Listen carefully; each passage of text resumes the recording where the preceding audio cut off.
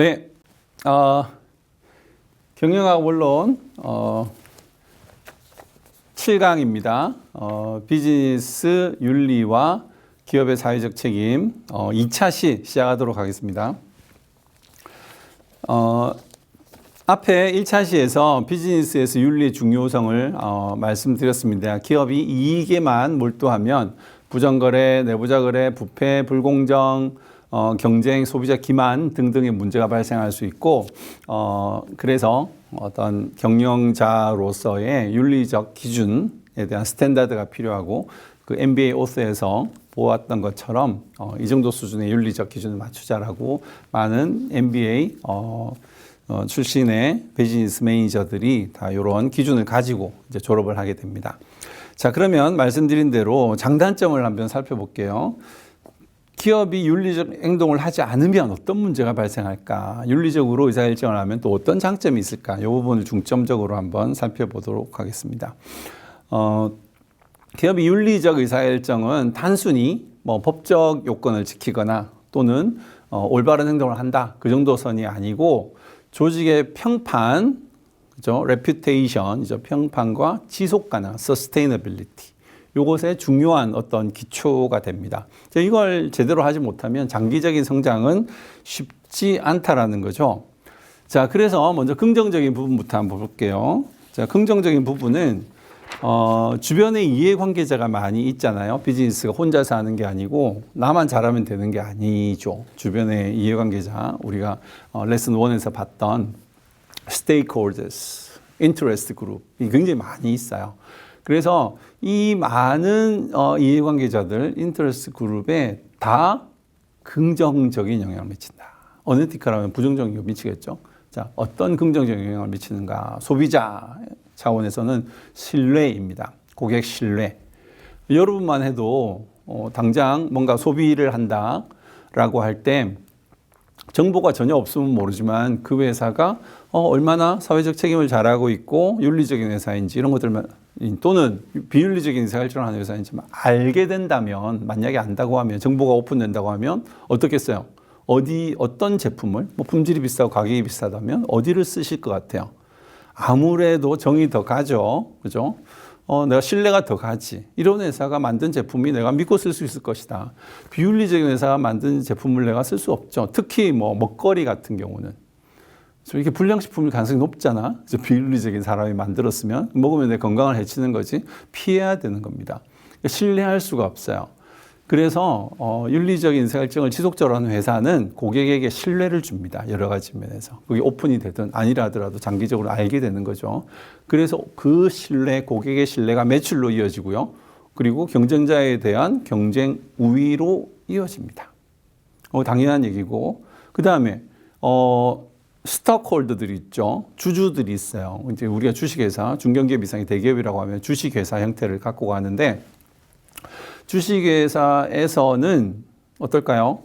주주들의 이익을 위해서 굉장히 노력하죠. 굉장히 중요하죠. 주주들에게 손실을 끼치는 것은 진짜 절대 해서는 안 되는 일인 것만큼이나 중요한 의사결정의 핵심이에요. 그렇다 보면 어떻게 하면은 주주에게 포지티브하게 영향을 줄까요? 수익을 거둘 수 있도록 할까요? 배당을 더 줄 수 있다든지 아니면 주식의 가치가 올라가는 거예요. 기업 가치라고 그러죠. 주당 가격 곱하기 주식수, 그러면 이제 그 회사가 발행한 주식수라면 기업의 가치가 나옵니다. 기업은 이 정도 밸류를 갖고 있다가 나오는데 그 밸류가 점점 커지죠. 왜?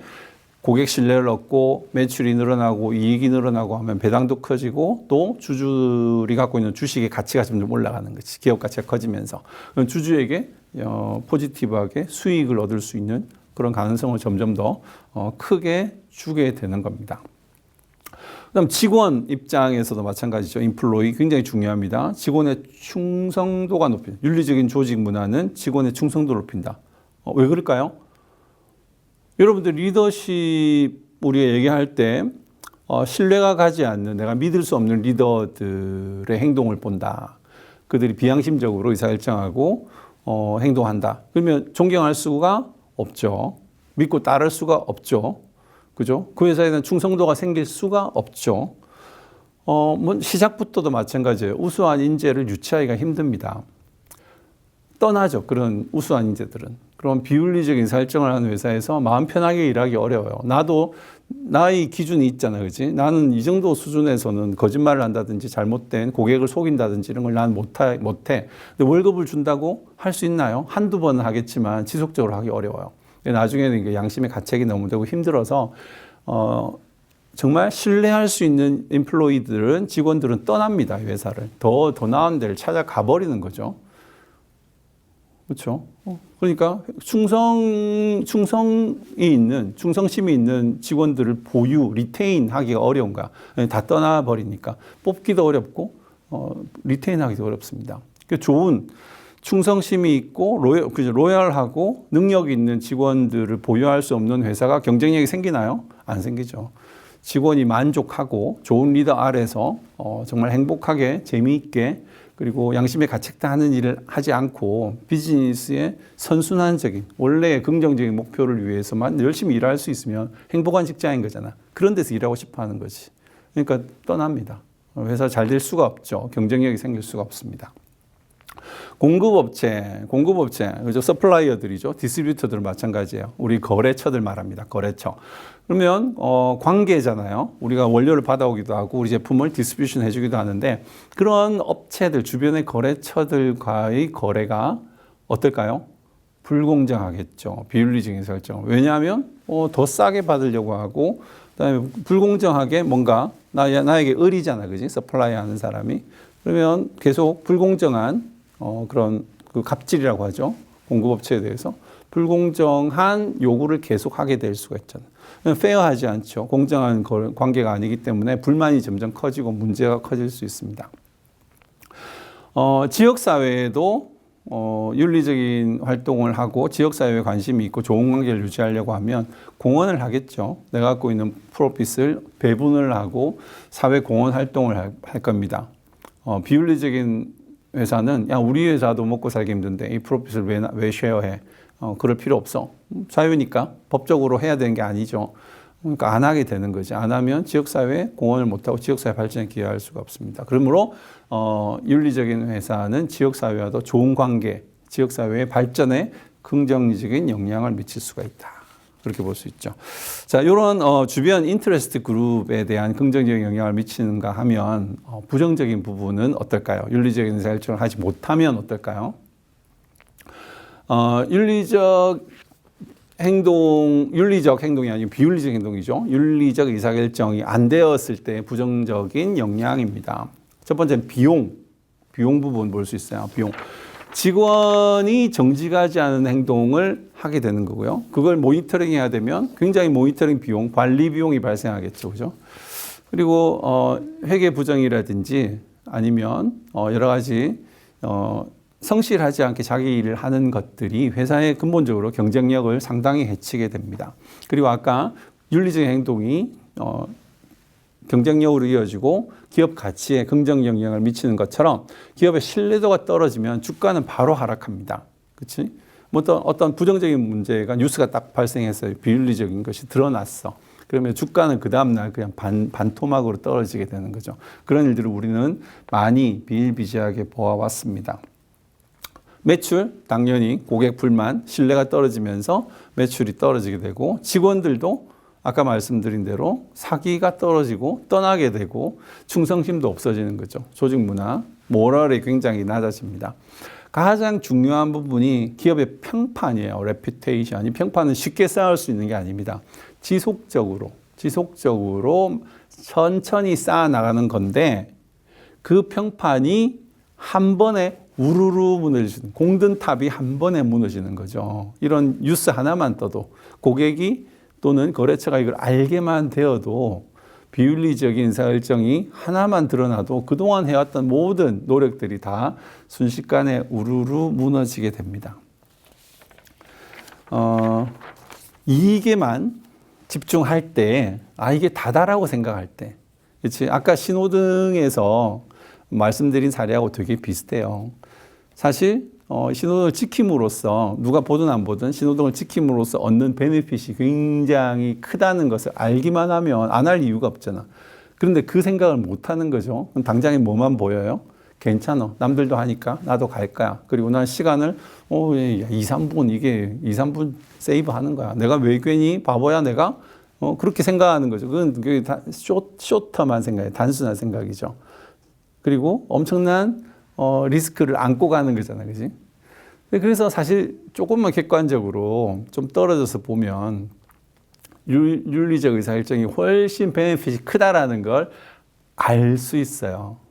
근데 그걸 우리는 생각을 하지 않는 거지. 그래서 쇼텀 프로핏, 이제 요거에만 집착을 하게 되는 겁니다.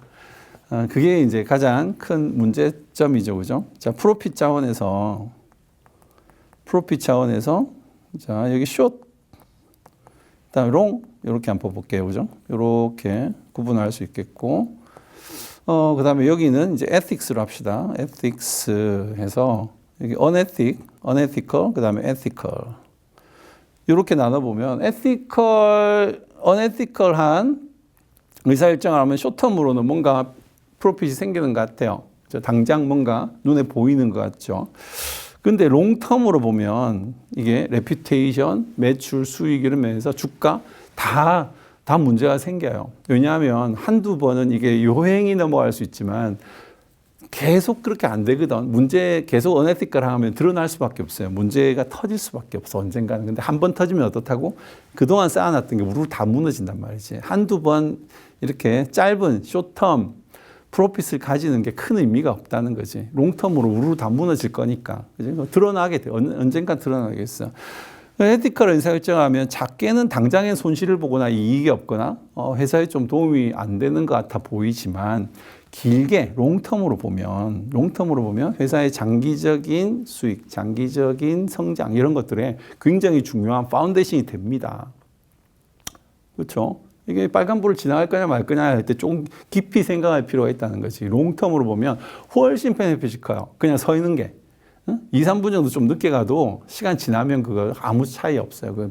그건 프로핏이라고 볼 수도 없어, 사실은. 별것도 아니야. 근데 그것 때문에 법을 어긴다든지 리스크를 테이킹 한다든지 양심의 비양심적인 행동을 하는 거죠. 그건 엄청나게 많은 걸 내려놓고 잊어버리는 거야. 그렇지? 그렇게 그 클리어한 관점으로 이 문제를 보면 사실은 비즈니스 의사결정에서 에티컬한 의사결정을 안 할 수가 없어요. 사실은. 할 수밖에 없어요.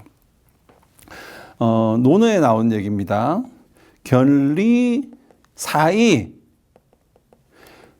라는 말이 있어요. 그죠? 들어보셨나요? 견리 사이. 프로핏이죠. 이익입니다. 이익을 보면, see. 뭘 생각해라? 뭘? 의를, righteousness. 이게 맞나 안 맞나 생각해라는 거야. 그치? 앞에 프로핏이 보여. 이렇게 하면 될 것 같아. 응? 이제 노란불에서 빨간불 딱 바뀌었어. 그러면 이제 내가 서야 되는데 안 서고 가면 시간 전략할 것 같아. 이 뭐예요? 베네핏이 보이죠. 그럴 때 뭘 생각해라? 내가 법을 어기고 있는 게 아닌가. 내가 마음을 불안해하고 있는 게 아닌가. 이러다가 내가 큰 사고에 들어가는 게 아닌가. 라고 하는 더 롱텀한, 내가 윤리적으로 살아야지. 윤리적인 사람이 돼야지. 그만큼 성숙해야지. 라고 하는 righteousness, 맞는 것, 옳은 것, 에티컬한 걸 생각해라는 거야. 그렇지? 이렇게 하지 않으면 어떻게 된다? 요 쇼텀에서 끝나는 거야. 견리, 액션, 끝. ethic, I don't care. 그렇게 끝나는 거죠. 자, 이라는 것이 먹을 거잖아. 그죠? 프로핏이죠. 먹을 거.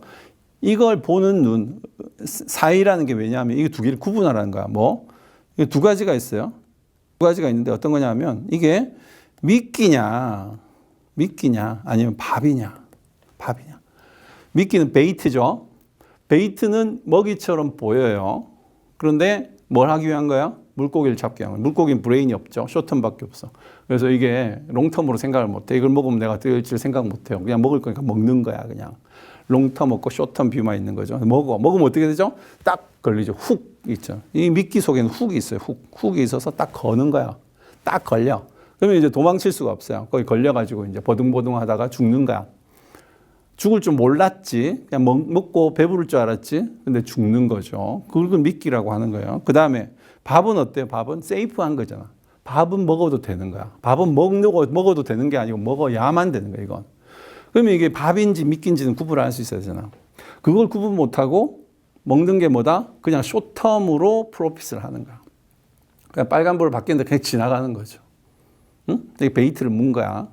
딱 걸리면은 안 걸릴 수도 있지만 자꾸 하다 보면 언젠가 걸리겠지. 딱 걸리면은 이제 레퓨테이션 끝나는 거지. 죽는 거예요. 법을 어기고. 밥은 먹어야지, 밥. 이게 밥인지 아닌지를 구분하는 게 뭐다? 롱텀으로 보는, 롱텀 뷰, 그 다음에 ethics를 생각하는 겁니다. 이게 ethical decision인가, 아닌가 생각하셔야 된다.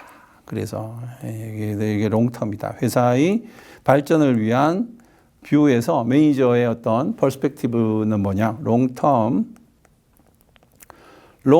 뷰 되겠습니다. 롱텀 뷰. 자, 117페이지, 교과서 117페이지 나온 사례를 잠깐 볼게요. 117페이지에 가보시면, 사례가 나옵니다. 훌리안 덩클톤, 줄리안 덩클톤입니다. 영국에 있는 회사인데, 슈퍼그룹이라고 하는, 슈퍼드라이라고 하는 브랜드의 그 스트리트 패션이죠. 만드는 의류 회사예요. 패션 회사입니다. 이 회사의 CEO가 이제 줄리안 덩클톤인데, 이분이 얘기하는 것은 이거예요.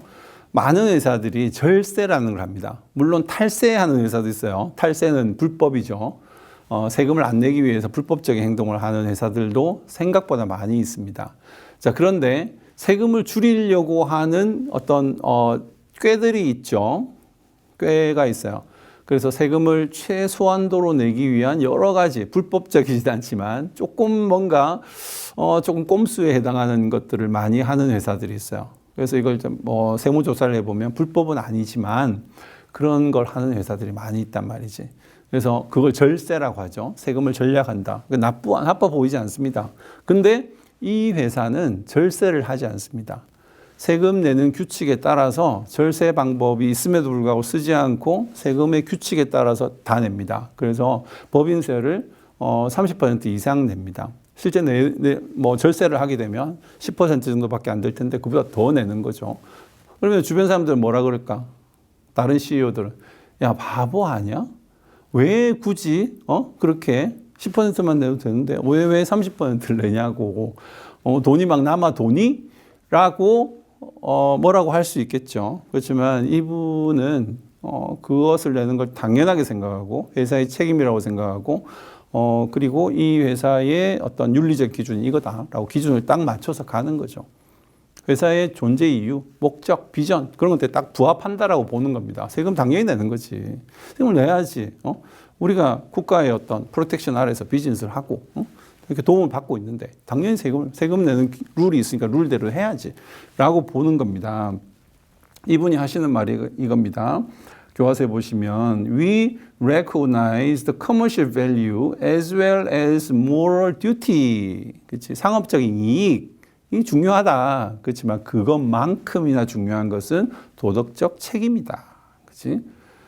Of consistently operating with integrity, honesty and commitment to the responsible and ethical business practices. Dunkerton has the wisdom to appreciate that acting responsibly can yield financial benefits, particularly in the long term. 방금 말씀드린 longer term입니다. 긴 차원에서 그냥 우리가 베이트 물지 않고 푼만 먹자.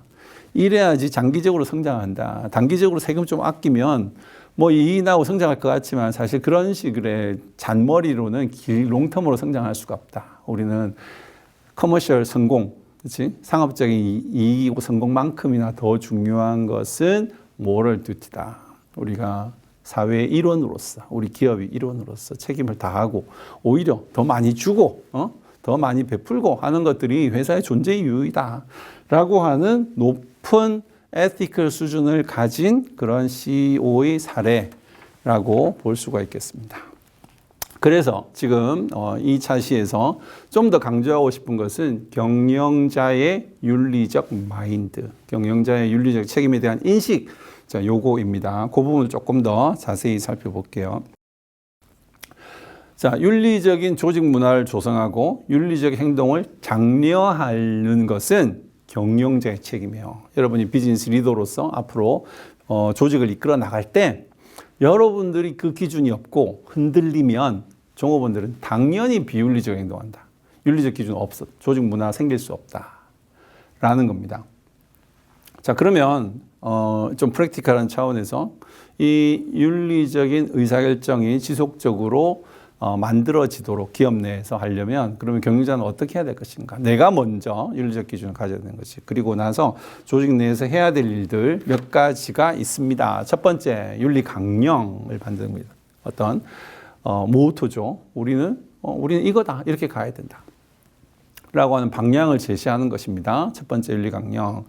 윤리적인 조직 문화를 조성하고 윤리 강령, Code of Ethics를 마련하여 윤리적 행동을 장려합니다. 윤리적 행동을 장려합니다. 자, Code of Ethics, 윤리 강령이라는 것은 이제 두 가지가 있어요.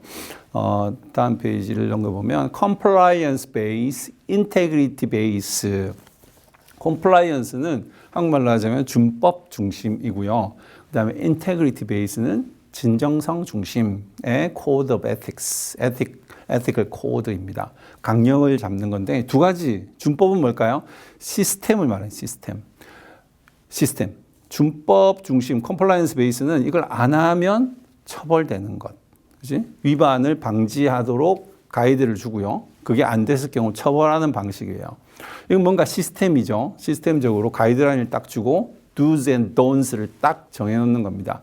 그러면 그 가이드라인 안에서 행동하겠죠? 그걸 벗어나기가 쉽지가 않잖아요. 그죠? 왜? 벗어나면 처벌이 따라오니까 감봉이라든지 뭐 퇴직이라든지 뭐 사표를 써야 되는 그런 일들이 발생하니까 안 하려고 하는 거잖아요. 그죠? 그런 가이드가 필요하다. 이거 해도 괜찮아. 그런 가이드가 없으면 그냥 기준이 없으니까 그냥 슬쩍슬쩍 선을 넘는 겁니다. 그래서 안 되는 거죠. 자, 그리고 인테그리티 베이스라는 것은 진정성, 인테그리티, 그지? 우리의 어떤 통합된 진정한 마음을 얘기하는 거죠. 이건 도덕적으로 옳은 행동을 장려하는 환경을 조성하는 겁니다. 이건 조직 문화예요. 윤리적인 의사결정을 하는 것이 당연한 그런 분위기를 만드는 거. 근데 그런 문화를 만들기 위한 노력을 하지 않으면 비윤리적인 쪽으로 가기가 더 쉬워요. 왜냐하면 그게 쉬우니까 어떻게 보면 프로세스를 잘 거치지 않고 슬슬 넘어가고, 그렇지? 이렇게 더 수월하고 이러면서 비윤리적인 것들이 자꾸 일반화되고 확산됩니다. 빨간 신호에서 서는 문화가 그 사회에 정착이 되면 뭐 2시든 새벽 2시든 낮 2시든 상관없이 그냥 당연히 서는 걸로 뭐 10명에 9명, 10명에 10명이 다 그렇게 하는 사회라고 하면 나도 그걸 이렇게 브레이크하고 혼자서 막 지나가기는 어려워요. 근데 8명, 9명이 다 그렇게 하고 있어. 그럼 나도 그렇게 하잖아. 그지? 그러니까 조직 문화가 중요하다는 거지. 에틱스가 존중되는 그게 자리 잡은 조직이냐 아니냐에 따라서 굉장히 개인에게도 개인의 의사결정에 영향을 미친다. 그리고 전체가 다 윤리적인 의사결정을 하는 것이 당연한 것으로 만들어지는 조직 문화를 만들어야 된다. 그게 인테그리티 베이스드 코드가 되는 거고, 그런 시스템, 룰, 그지? 이건 하면 안 돼, 이건 해야 돼, 딱 정해주는 것이 윤리강령, 컴플라이언스 베이스 이렇게 되겠습니다. 자, 그러면 기준이 마련됐어요. 그러면 경영자는 또 그 다음 무엇을 해야 되냐면 실제적으로 트레이닝 해줘야 됩니다.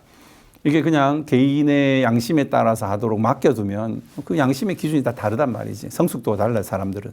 그래서 그냥 무시하고 그냥 하는 사람도 생길 수 있어요. 그래서 트레이닝 시켜서 개인의 양심 수준이 어떻든 상관없이 이거는 기본이다. 이건 마치 이 정도는 당연한 거다로 조직 문화로서 윤리 강령으로서 이런 기준들을 알려야 돼. 가르쳐야 돼. 그지? 이걸 윤리 교육이라는 거죠. 그리고 담당자를 지정해서 이게 계속적으로 잘 실행되고 있는지 모니터링하고 또 재교육하고, 그렇지? 관리하고 하는 그런 노력이 필요하다. 그걸 자꾸 확인을 해야 돼요. 내버려두면 또 다시 그런 기준들이 무너지고 비윤리적인 쪽으로 흘러가기 쉽습니다. 그리고 이 휘슬블로어라고 하죠. 내부 고발자가 생기게 돼요. 왜냐하면 이런 사람이 없으면 다 같이 비윤리적으로 한단 말이지. 근데 누군가 모니터링하고 내부적으로 모니터링하고 잘못된 것들을 제보하고 이건 잘못된 것 같아요 라고 알리고 하는 조직 내에서 이런 잘못된 것들을, 비윤리적인 것들을 신고하는 직원이 있어야 돼. 신고하는 직원들이 프로텍티드 돼야 되고요. 그런 비밀이 유지돼야 되고 하는 그런 윤리적인 행동을 서로 간에 좀 모니터링해서 당연히 하는 것으로 조직 문화가 만들어지려면 이런 내부 고발자가 있어야 되고, 내부 고발자가 있으려고 하면 잘 보호되는 시스템이 필요하다. 휘슬블로우 프로텍션. 여기까지 이제 말씀을 드릴 수 있겠습니다. 자, 그러면 자, 다음 시간에는 요 2차 시가 끝나고 3차 시에는 본격적으로 이런 윤리적인 기준을 가지고 회사가 기업 활동을 하게 되는데, 이걸 굉장히 정형화시켜 만들어 놓은 그런 시스템이라고 할까요? 그렇죠? 그런 기준이 있어요. 그게 기업의 사회적 책임이라는 겁니다. Corporate Social Responsibility, CSR이라고 부르는 거죠. 그리고 CSR이 CSV, ESG 이런 식으로 점점 진화하고 발전해서 기업의 기업 활동이었던 마치 법까지는 아니지만 굉장히 큰 스탠다드로 이걸 지키지 않으면, 자유로 내버려 두는 게 아니고 지키지 않으면 기업의 경쟁력, 그다음에 투자 유치, 기업 활동 자체가 좀 어려울 정도 수준까지 당연한 것으로 여겨지는 그런 프레임으로 만들어져 있어요. 근데 그 내용을 좀 살펴보고요. 그리고 기업 윤리의 실제 적용, 전략, 활용, 그 부분을 공부해 보도록 하겠습니다. 네, 수고하셨습니다.